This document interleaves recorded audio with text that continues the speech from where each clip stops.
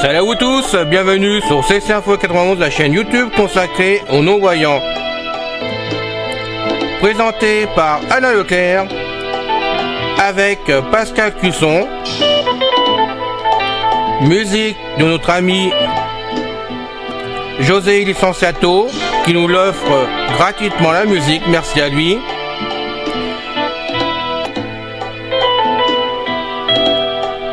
Soyez tous et bienvenus sur la chaîne. Notre liste de diffusion pour vous tenir au courant de ce qui se passe sur la chaîne. Vous pouvez y aller sur ceci-info91 plus subscribe@googlegroup.com. Mes très chers amis, bien le bonjour. C'est encore une fois Pascal Cusson parmi vous pour la chaîne Ceci Info 91, chaîne destinée aux mâles et aux non-voyants, fondée par notre ami Alain Leclerc, chaîne destinée à vous informer sur une foule de sujets variés. Encore une fois, Alain et moi, nous demandons votre aide afin que, si cela ne vous dérange pas trop, cela prendra que quelques minutes de votre temps, peut-être une ou deux fois par semaine. Nous aimerions que vous publiez le lien de la page principale de la chaîne Ceci Info 91 YouTube sur vos murs de réseaux sociaux et ainsi aussi dans vos emails, d'en parler à vos amis. C'est tout ce que nous vous demandons. Merci d'avance.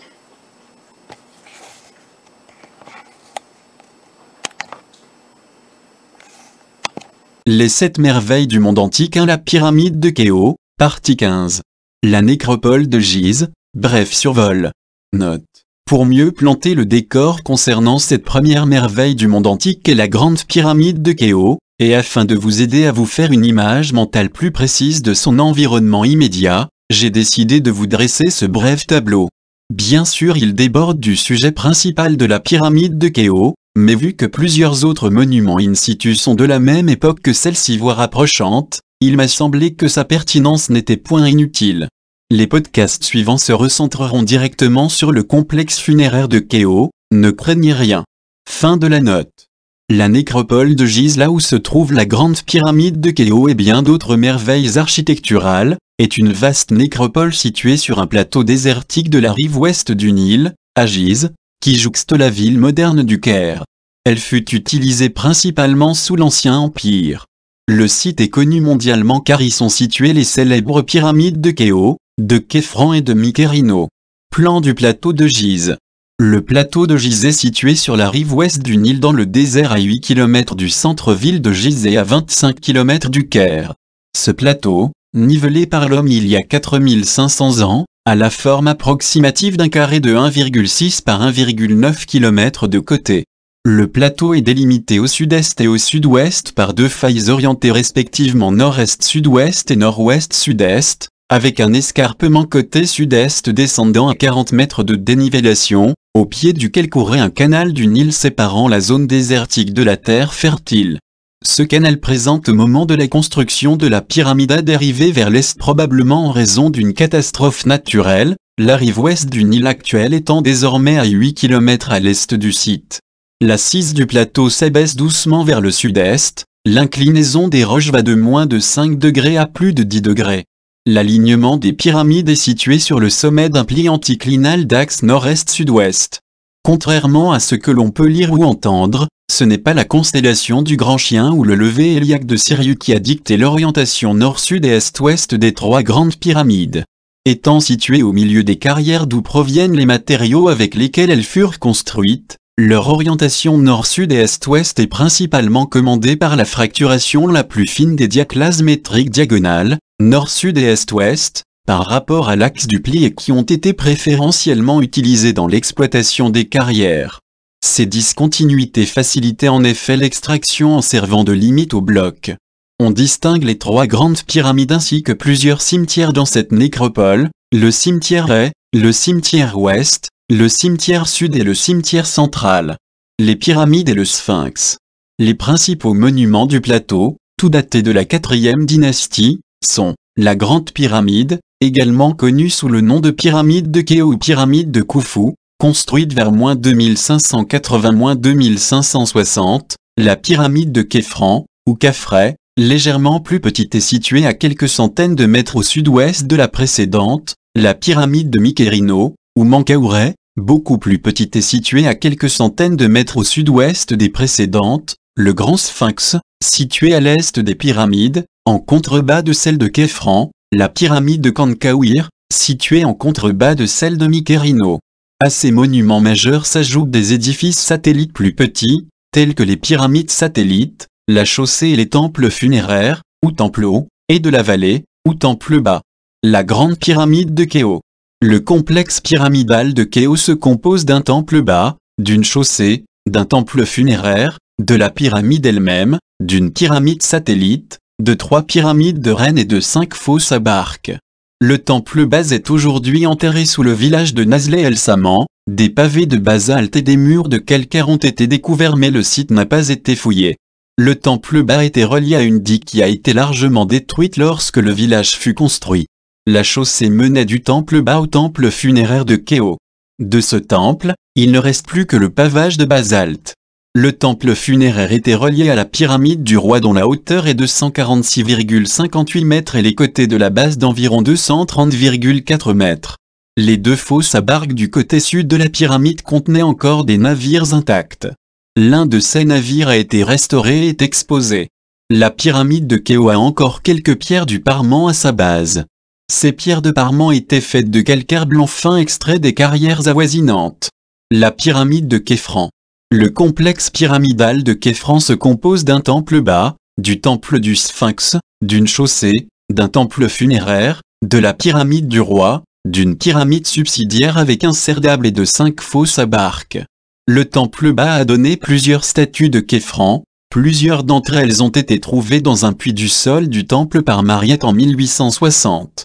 D'autres ont été découvertes lors de fouilles successives par Siglin, en 1909-1910, Junker, Resnay et Hassan. La pyramide a une hauteur de 143,5 mètres et les côtés de la base sont d'environ 215,16 mètres. La pyramide de Khéphren semble plus grande que la pyramide de Khéops adjacente en raison de son emplacement plus élevé et de l'angle d'inclinaison plus prononcé de sa construction. Elle est, en fait, plus petite en hauteur et en volume. La pyramide de Khéphren conserve à son sommet une partie du parement qui recouvrait autrefois toute la pyramide. La pyramide de Mikerino. Le complexe pyramidal de Mikerino se compose d'un temple bas, d'une chaussée, d'un temple funéraire, de la pyramide du roi et de 3 pyramides subsidiaires, ou pyramides de reines. Le temple bas contenait autrefois plusieurs statues de Mikerino. Au cours de la 5e dynastie, un temple plus petit a été ajouté au temple bas. Le temple funéraire a également donné plusieurs statues de Mikerino. La pyramide a une hauteur de 65,5 mètres et les côtés de la base sont d'environ 104,6 mètres. Des 4 monuments majeurs, seule la pyramide de Mikerino est aujourd'hui visible sans aucun de ses blocs de parement de calcaire poli d'origine. Le Grand Sphinx. Le Grand Sphinx est la statue thérianthrope qui se dresse devant les grandes pyramides, se trouvant juste à côté du temple bas de la pyramide de Khéphren. Sculpture monumentale monolithique la plus grande du monde avec 73,5 mètres de longueur, 14 mètres de largeur et 20,22 mètres de hauteur, elle représente un sphinx couchant, c'est-à-dire une statue colossale en pierre représentant un lion couché à tête humaine, celle d'un pharaon portant sa couronne. Cette statue symbolise à la fois la force et la sagesse. Réalisée vers -2500, elle serait attribuée à Djedefre, l'un des pharaons de la 4e dynastie, représentant son père le roi Khéops, ou alors il s'agirait d'une réalisation de Khéphren ou de Khéops.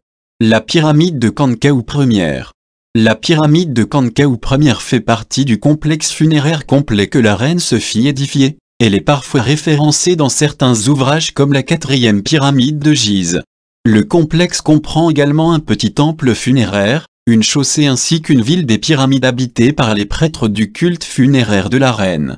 Son monument funéraire est actuellement visible sur le plateau de Gizeh, Dans le prolongement de l'axe du complexe funéraire de Mankaure dont elle est probablement apparentée, peut-être une fille. L'ensemble a été fouillé et identifié par Soly Massan pendant les années 1932 et 1933. Les cimetières. Plan du cimetière et cette partie de la nécropole réunit les sépultures de personnages importants de la famille royale. C'est donc à juste titre qu'elles prennent place aux côtés des pyramides des reines. On y trouve les sépultures des fils de Khéo, Khaouap Ier, G7120 et G7110, Ordjedef, G7220 et G7210, et Koufoukaf, G7140 et G7130, entre autres. Le mastaba G7340 a livré un sarcophage en calcaire peint décoré d'un motif de façade de palais. Le mastaba de Ankaf et TR2, G7510, est le plus imposant et domine l'extrémité de la nécropole. Les fouilles de l'édifice révélèrent un buste en calcaire peint d'Ankaf qui est considéré, à juste titre, comme le chef-d'œuvre de la statuaire de l'Ancien Empire. Plan du cimetière ouest. Le cimetière ouest est le plus important de la nécropole et regroupe une multitude de mastabas datant de la 4e à la 6e dynastie. Divisé en 3 parties, les archéologues distinguent le cimetière dit en échelon aux abords de la pyramide et regroupant principalement les sépultures de prêtres attachés au culte funéraire. Vient ensuite le cimetière dit village des mastabas dont le plan très urbanisé rassemble les plus importants mastabas dont celui du vizir Emionou, G4000, le mastaba le plus imposant G2000 qui n'a pu être attribué et enfin, les plus petits mastabas de l'extrémité ouest de la nécropole. Plan du cimetière sud. Ce cimetière, situé juste au sud de l'enceinte du complexe de Khéo, est dominé par 9 grands mastabas dont quelques-uns ont pu être attribués à des personnages contemporains du règne de Mikerino. Entre ces sépultures se trouvent de nombreux monuments datant des 5e et 6e dynasties. Au sud-est de ce cimetière se trouve l'imposant mastaba du vizir de la 5e dynastie, ce Chanefeive. Son accès se fait par une rampe flanquée de 2 obélisques menant à une entrée à 2 colonnes. Le cimetière central contient plusieurs sépultures de membres de la famille royale de Khéphren. Les tombes datent de la 2e moitié de la 4e dynastie et de la 5e dynastie ou voire plus tard. S'y trouvent les tombes des épouses de Khéphren, Kamrer-Neptir, G8978, et Persenet, G8156, de ses fils Nebemaquet, G8172, Nikaouret, G8158, Sékankaret, G8154, Niuzeret, G8140, Ankmaret, G8460, Younret, G8466, Babaef, G8260, et Younmin, G8080, de ses filles Reketret, G8530, et Meutret, G8464, ainsi que du fils royal Nyankret, G8130, et de la fille royale Eren Bounifé, G8408, probablement 5e dynastie tous les deux. Des tombes datant des périodes Saïté ultérieures ont été trouvées près de la chaussée de Khéphren et du Grand Sphinx.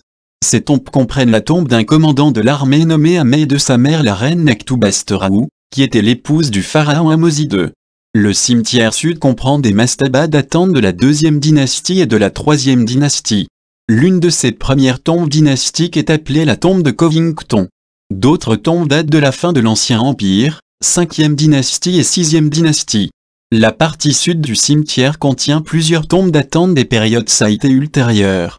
Le cimetière des constructeurs des pyramides en 1990, des tombes appartenant aux ouvriers des pyramides ont été découvertes à côté des pyramides et un site funéraire supplémentaire a été découvert à proximité en 2009. Bien que non momifiés, ils avaient été enterrés dans des tombes en briques de terre avec de la bière et du pain pour les soutenir dans l'au-delà.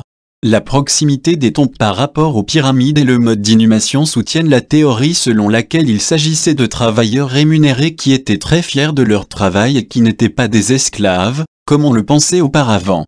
Les preuves provenant des tombes indiquent qu'il a fallu une trentaine d'années pour construire une pyramide avec une main-d'œuvre de 10 000 ouvriers travaillant par quart de 3 mois. La plupart des travailleurs semblent provenir de familles pauvres. Des spécialistes tels que des architectes, des maçons, des métallurgistes et des charpentiers, étaient employés en permanence par le roi pour occuper les postes qui exigeaient le plus de compétences. Le village des ouvriers, le travail d'extraction, de déplacement, de mise en place et de sculpture de l'énorme quantité de pierres utilisées pour construire les pyramides aurait pu être accomplie par plusieurs milliers de travailleurs qualifiés, d'ouvriers non qualifiés et d'ouvriers de soutien. Des boulangers, des charpentiers, des porteurs d'eau et d'autres personnes étaient également nécessaires pour le projet. En plus des méthodes utilisées pour construire les pyramides, il y a aussi beaucoup de spéculations sur le nombre exact de travailleurs nécessaires pour un projet de construction de cette ampleur. Lorsque l'historien grec Hérodote se rendit à Gizeh en -450, des prêtres égyptiens lui dirent que la grande pyramide avait mis 20 ans à être construite par 400 000 hommes, travaillant par équipe de 3 mois, 100 000 hommes à la fois. Les preuves provenant des tombes indiquent qu'il a fallu une trentaine d'années pour construire une pyramide avec une main-d'œuvre de 10 000 ouvriers travaillant par période de 3 mois. Le complexe des pyramides de Gizeh est entouré d'un grand mur de pierre, à l'extérieur duquel Marc Le Nez et son équipe ont découvert une ville où se trouvaient les ouvriers de la pyramide.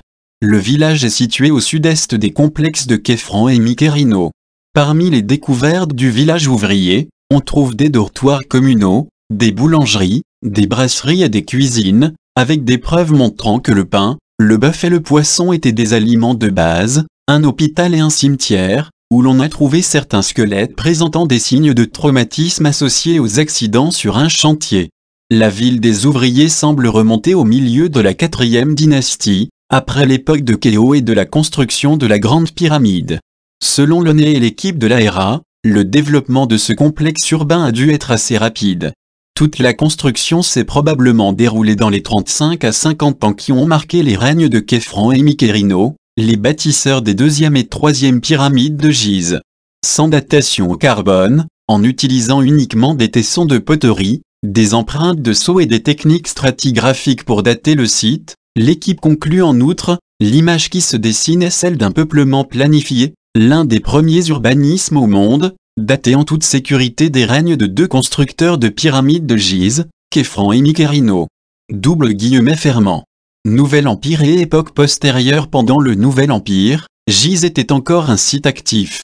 Une chapelle en briques a été construite près du Grand Sphinx au début de la 18e dynastie, probablement par le roi Thoutmôsis Ier. Amenhotep II a construit un temple dédié au roi Harmakhès près du Sphinx.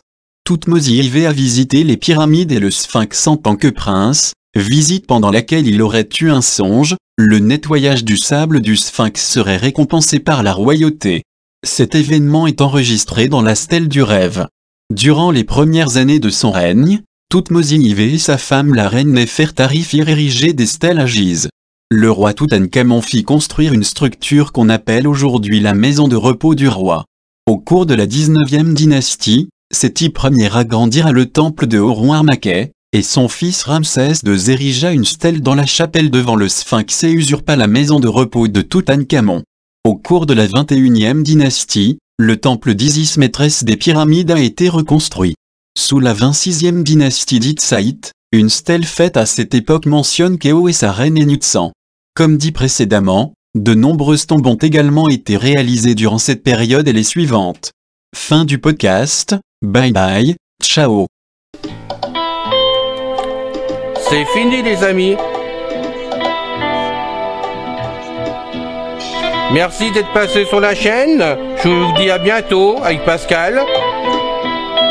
Pensez à vous abonner, c'est important pour nous. Pensez à venir sur notre forum, c'est aussi important pour nous. Bye bye les filles. Salut les gars. À bientôt.